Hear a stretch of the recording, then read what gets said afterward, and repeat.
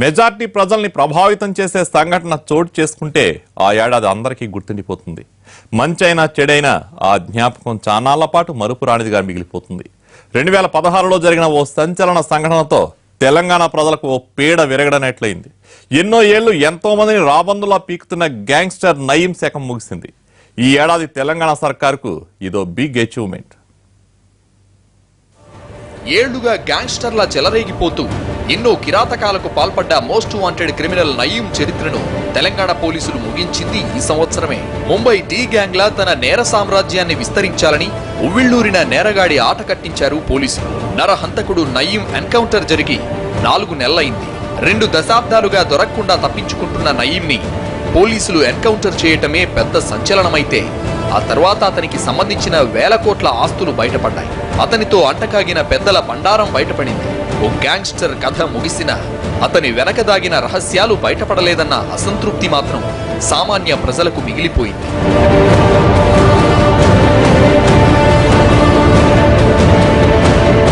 హైదరాబాద్ శివార్లోని షాద్ నగర్ లో నయీంని కాల్చి చంపారు పోలీసులు.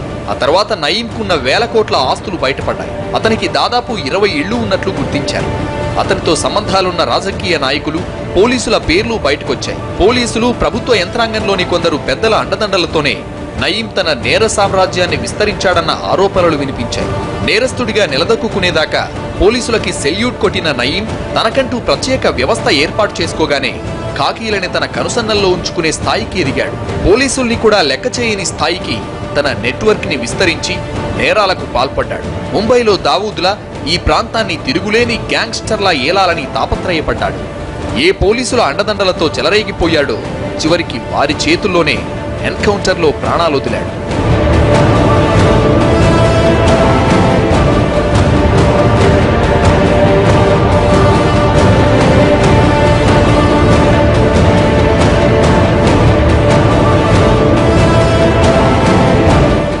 తనతో సన్నిహితంగా ఉన్న పోలీస్ అధికారుల్ని తన దందాల కోసం వాడుకున్నాడు నయీం. గ్యాంగ్స్టర్ ఏ సమాచారం అడిగినా పోలీసులు వెంటనే అందజేసేవారని సమాచారం.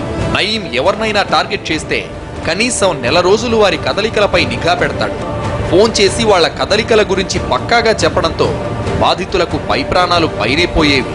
రోడ్డెక్కితే చాలు నయీం మనుషులు వెంటాడుతున్నారనే భయంతో దినదినగండంగా బతకాల్సొచ్చేది. ఇళ్లలో కుటుంబ సభ్యుల వివరాలు కూడా చెప్పి మరీ బెదిరించేవాడు నయీం. ఫ్యామిలీ సేఫ్ గా ఉండాలంటే చెప్పినట్లు నడుచుకోవాలని బెదిరించేవాడు. నయీం బెదిరింపుల స్టైల్ ఎలా ఉంటుందో అతని చావు తర్వాత బయటి ప్రపంచానికి తెలిసింది. అన్నా అన్నా అని మాట్లాడుతూనే నీ ఇష్టమంటూ వార్నింగ్ ఇచ్చేస్తాడు.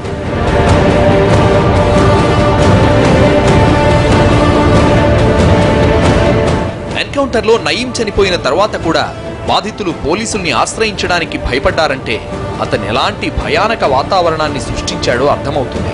నయీం బాధితులు బయటికి రావాలని పోలీసులు పిలిస్తే తప్ప కొందరు నోరు విప్పలేకపోయారు. బెదిరింపులు, సెటిల్మెంట్లు చేసే ఓ గ్యాంగ్స్టర్ చచ్చాడని మొదట అనుకున్నారు. కానీ బాధితులు బయటకొచ్చి నయీం అరాచకాల గురించి కథలుగా చెబితేనే తెలిసింది అతను నరరూప రాక్షసుడని. బెదిరింపులు, సెటిల్మెంట్లు, దందాలు, కిడ్నాప్లు, హత్యలు, ఇది నయీం క్రైమ్ రికార్డ్. ఊపిరొదిలేదాకా చట్ట వ్యతిరేక కార్యకలాపాలకు పాల్పడ్డాడి రాక్షసుడు. ఐపీఎస్ అధికారి కేఎస్ వ్యాస్, పౌర హక్కుల సంఘం నేతలు, ప్రజా గాయకులు నయీం చేతిలో హతమయ్యారు. మావోయిస్టు మాజీ నేత సాంబశివుడు సోదరులు, పటోళ్ల గోవర్ధన్ రెడ్డి లాంటి వాళ్లు నయీం స్కెచ్ కి బలయ్యారు. నయీం దురాగతాలన్నీ బయటపడకపోయినా అతను 10ల సంఖ్యలో హత్యలకు పాల్పడినట్లు అనుమానిస్తున్నారు. గ్యాంగ్స్టర్ కేసును తవ్వే కొద్దీ అనేక అక్రమాలు, నిజాలు బయటపడ్డాయి. ఖద్దరు చొక్కాలు, కాకిల పేర్లు వినిపించాయి. అయితే ఇప్పటి వరకు వీరిపై ఎలాంటి చర్యలు తీసుకోలేదు. నయీం ఎన్కౌంటర్ తర్వాత పోలీసులతో అతనికి ఉన్న సన్నిహిత సంబంధాలపై ఆరా తీసింది సిట్. నయీంతో చాలా మంది పోలీసులకున్న దోస్తానా బయటపడింది. నయీం నుంచి అనేక మంది కాకీలు లబ్ధి పొందారు. గ్యాంగ్స్టర్తో చేతులు కలిపి సెటిల్మెంట్లు చేశారు. ఈ సెటిల్మెంట్ల వివరాలన్నీ నయీం తన డైరీలో రాసుకున్నాడు. ఎన్కౌంటర్ తర్వాత కూడా నయీం పేరు తరచూ జనం నోళ్లలో నానుతూనే ఉంది. ఆ ఎన్కౌంటర్ తెలుగు రాష్ట్రాలు ఉలిక్కిపడేలా చేసింది. మాజీ మావోయిస్టు మొదట ఇన్ఫార్మర్ గా, తర్వాత గ్యాంగ్స్టర్ గా ఎదిగాడని మాత్రమే చాలా మందికి తెలుసు. కానీ నయీం ఎంతటి నరరూప రాక్షసుడో ఆ తర్వాత గాని అందరికీ అర్థం కాలేదు. ఏళ్లపాటు నయీం అరాచకాలు అన్నీ ఇన్ని కావు. నయీం ఎన్కౌంటర్ తర్వాత బయటపడ్డ ఒక్కో నిజం వెన్నులో వణుకు పుట్టించింది. నరమాంసం రుచి మరిగిన క్రూర మృగంలా నయీం సాగించిన దారుణాలు తెలిసి సభ్య సమాజం నివ్వెరపోయింది. పసిపిల్లలపై అఘాయిత్యాలు, బెదిరింపులకు లొంగని వారిపై అమానుషాలు నయీం చావు తర్వాతే వెలుగు చూశాయి.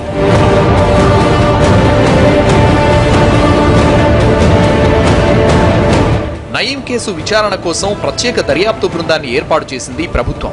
నయీం కుటుంబ సభ్యులు, బంధుమిత్రులు, అనుచరులు సహా 100 మందికి పైగా అరెస్ట్ చేసింది సిట్. ఛార్జ్ షీట్లు దాఖలు చేసింది. కానీ వీరిలో చాలా మంది ఆ తర్వాత జైలు నుంచి రిలీజ్ అయ్యారు.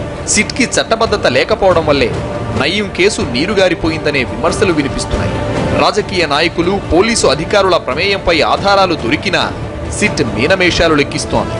శాసనమండలి వైస్ చైర్మన్ నేతి విద్యాసాగర్ కి నయీంతో సన్నిహిత సంబంధాలున్నట్లు ఆరోపణలొచ్చాయి. ఓ వ్యాపారిని నయీం ఫోన్లో బెదిరించిన కేసులో విద్యాసాగర్ కీలక పాత్ర పోషించినట్లు వెల్లడైంది. అయినా ఇప్పటికీ ఎలాంటి చర్యలు తీసుకోలేకపోయింది ప్రత్యేక దర్యాప్తు బృందం. ఇక టీడీపీ ఎమ్మెల్యే ఆర్ కృష్ణయ్య ఇష్యూలోనూ ఇలాగే వ్యవహరించింది సిట్. నయీంతో మాట్లాడినట్లు కృష్ణయ్యే ఒప్పుకున్నారు. పరారీలో ఉన్న క్రిమినల్తో ప్రజాప్రతినిధి మాట్లాడితే పోలీసులు తీసుకున్న చర్యలు ఏమిటన్నది ఇంతవరకు క్లారిటీ లేదు. కృష్ణయ్యని విచారించిన సిట్ టీం కేవలం స్టేట్మెంట్ ని మాత్రమే రికార్డ్ చేసింది. నయీంని అడ్డు పెట్టుకుని కోట్లు కూడబెట్టాడనే ఆరోపణలు ఎదుర్కొంటున్న భువనగిరికి చెందిన మరో నేత ఇప్పటికే ముందస్తు బెయిల్ తెచ్చుకున్నాడు.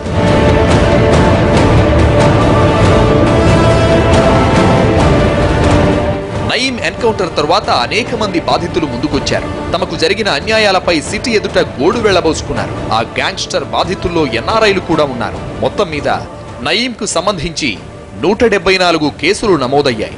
741 మంది సాక్షుల్ని సిట్ విచారించింది. 124 మంది నిందితులను అరెస్ట్ చేసింది. ఇప్పటిదాకా 27 హత్య కేసుల్లో నయీం ప్రమేయం నిర్ధారణ అయింది.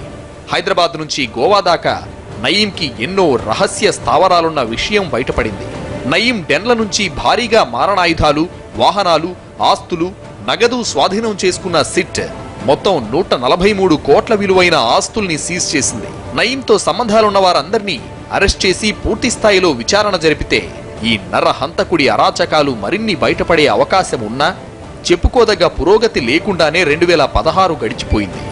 అసెంబ్లీలోనూ నయీంపై చర్చ హాట్ గా జరిగింది. గ్యాంగ్స్టర్ ఎన్కౌంటర్ పై జరిగిన చర్చలో ముఖ్యమంత్రి కేసీఆర్ స్పష్టమైన ప్రకటన చేశారు. నయీంతో సంబంధాలున్న ఎవరిని వదిలిపెట్టే ప్రసక్తే లేదని స్పష్టం చేశారు. మరి నయీం కేసు కథ కంచికి చేరుతుందా? కొత్త సంవత్సరంలోనైనా ముగింపు పలుకుతారా? నయీంతో అంటకాగిన నేతలు ఊచలు లెక్కిస్తారా? లేదంటే పాపాలన్నీ తుడిచేసుకుని ఏమీ ఎరగనట్లు కాలరెగరేసుకుని దర్జాగా తిరుగుతారా?